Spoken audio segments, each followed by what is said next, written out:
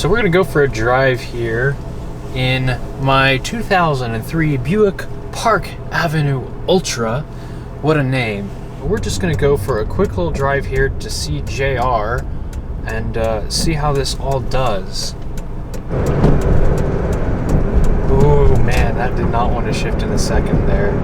First of all, here in the list of grievances, I'm not sure if you can tell, but there is a very significant vibration right now. It seems to be coming from absolutely everything. I'm hoping that it's just tire balance, but oh man, it's pretty persistent here at highway speeds. Let's see what happens if I put my foot into it a little bit. Transmission seems much happier now.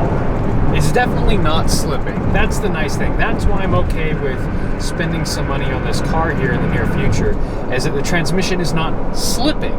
It's shifting a bit funny, but not slipping. And honestly, these cars had some pretty wackadoo shift programming from the factory, so it could just be the fact that someone is driving this that's actually looking for this stuff instead of just someone, you know, who couldn't care less about cars, just pushes on the right pedal and it goes. About to absolutely kill this Camaro SS. Yeah, I didn't even know. You don't know what's up with the 3800. 260 horsepower, what now? What you gonna do? Well, the coolant temp is held steady 194 degrees. This thing was a gallon low on coolant. It started overheating on me the other day. It actually got up to 225. Thankfully, the 3800 is a iron block, iron head motor. I don't really have any worries about blowing out the head gasket or warping a head or something at those sorts of temperatures, but it does beg the question of where did the coolant go? So hopefully I'll be able to find a pressure tester somewhere and we can see if this thing is actually holding its liquids or not. And also hopefully we can get a scanner on this dealio here and figure out which one of these speed sensors it is unhappy with. Well, I think I found my leak here in the engine bay. Look at that wetness. That looks like a popped radiator, and the radiator is part of this sort of sandwich here with the AC condenser. It's not exactly the most fun thing to get out, but looks like that's my leak. So I've got my Park Avenue back to my shop, and a few things have become apparent. Thing number one, my hair is an absolute mess, but I started working from home a couple weeks ago, so yeah, personal hygiene is just kind of the exception, not the rule.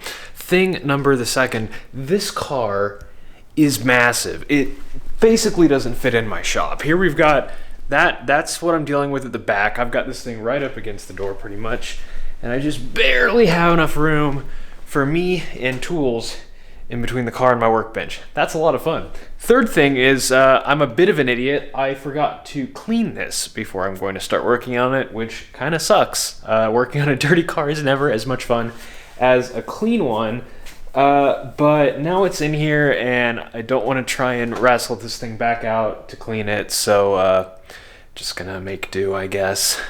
So here's a quick look at all the fun and exciting new things that are wrong with this car. First of all, we figured out what motor mount is bad. It's that one right there. Incredibly easy to replace. It's just, you know, there's nothing in the way. It's pretty simple. So that's great. That's about $17 too. So that's a pretty wallet-friendly repair. The other thing that we discovered is the reason that the belts are squeaking and the reason that the car is overheating. It did end up overheating on me again.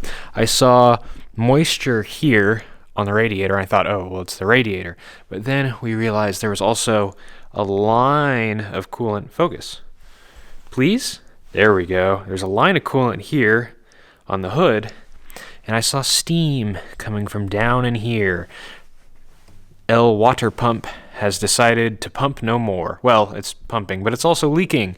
And that's where my water is going, and that is where my problem lies. So I ordered a new water pump, also fairly cheap.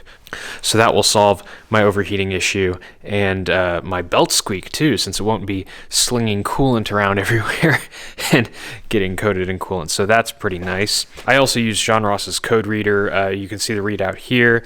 That wheel hub is bad, so I ordered one of those. They're pretty simple to replace. You just take the wheel off, take the brake caliper off, and then it's like 3 bolts, and the whole hub comes off as a unit bearing, which is pretty nice. It's annoying that you have to do that whole hub assembly just to do the sensor, but you know, it's whatever. Other things I'll be doing while I'm in here is the lower intake manifold gasket, which is known to leak a little bit and just slowly seep coolant into the cylinder. Not enough to manifest itself as smoke, but enough to kind of shorten the longevity of your engine, so it's a good preventive maintenance item to do. Also, along with that, since the supercharger's off, I'm going to be doing the snout coupler and the snout oil. We're going to be doing the coolant elbows, which you can see in there. I've ordered some metal ones to replace them. Excellent upgrade for these cars, just from a longevity standpoint. I also have some new front sway bar end links on the way because those were completely busted. Of course, the gasket between the intake manifold and the supercharger. And I think that's about it. I spent less than $200 for all these parts. It really was a shocking amount of stuff for the money.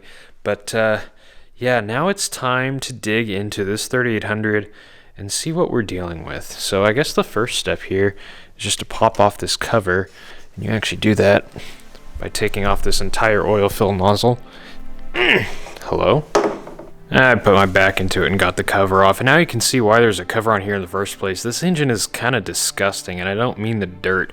I just mean like the layout. You've got all these ugly wiring harnesses going everywhere. This hilarious disaster of a fuel rail, which I will have to separate and figure out what GM's quick disconnect thing going on here is. You've got these haphazard sort of spark plug wiring routing. It really is just kind of a disgusting mess. What you've got right here that's kind of interesting is the supercharger bypass that opens up a valve that allows air to go around past the supercharger. Sometimes that will stick open, I believe, and then you won't be making boost properly. This one appears to move free, so I think it's probably good, and the vacuum line seems okay. It's looking a little bit swollen, might replace that. Yeah, it's just going to be a matter of getting everything off of the top of the supercharger so that I can get the supercharger off, and then just working my way down from there.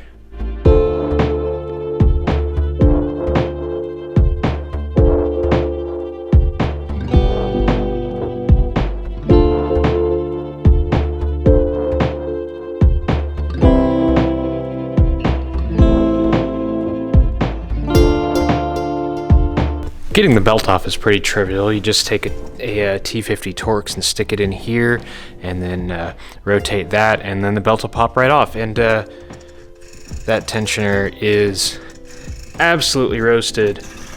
So's that idler. How about this guy down here? That one's solid, but these are both shot. Those will both need replaced. The supercharger itself, coupler isn't the worst I've ever felt. Oh, look at that. That one's actually warped slightly.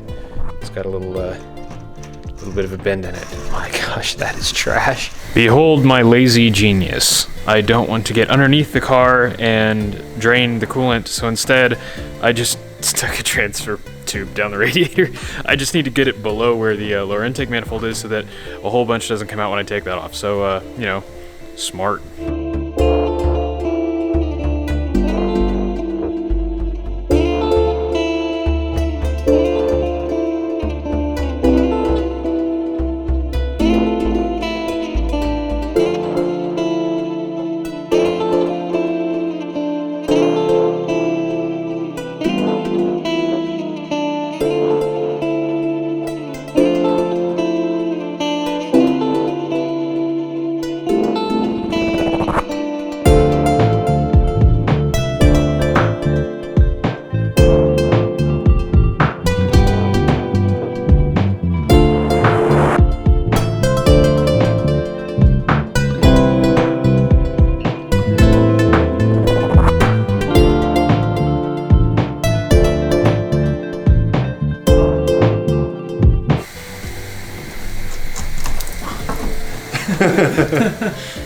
So at this stage, there is a supercharger on the floor there, actually in very good condition. I don't even think the coupler needs done on that. Maybe just new fluid, call it good.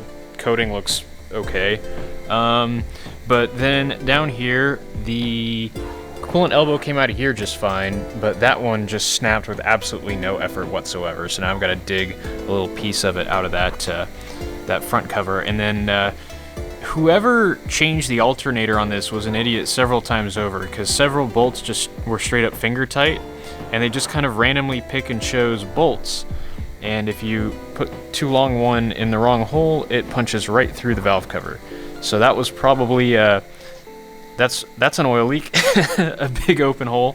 So that's pretty cool. Now I'll need a new rear valve cover, but hey, whatever. Do the gasket at the same time, rear plugs, all that stuff. Should be fine.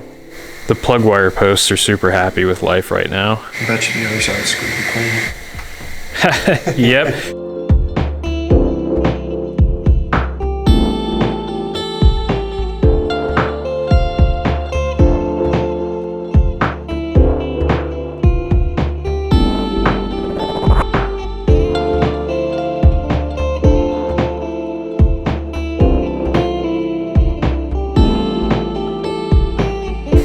So generally everything on this car is fairly straightforward. By far the most annoying thing is that all the bolts for that intake manifold were 3/8. You know, pretty typical. Then I get to the upper radiator hose elbow, and that is 10mm. And the whole car is like this, just a hilarious mishmash of SAE and metric fasteners, depending on what on this car is a carryover from the 80s. Hope you got both sets of tools. Okay, I guess I'm not doing that one-handed.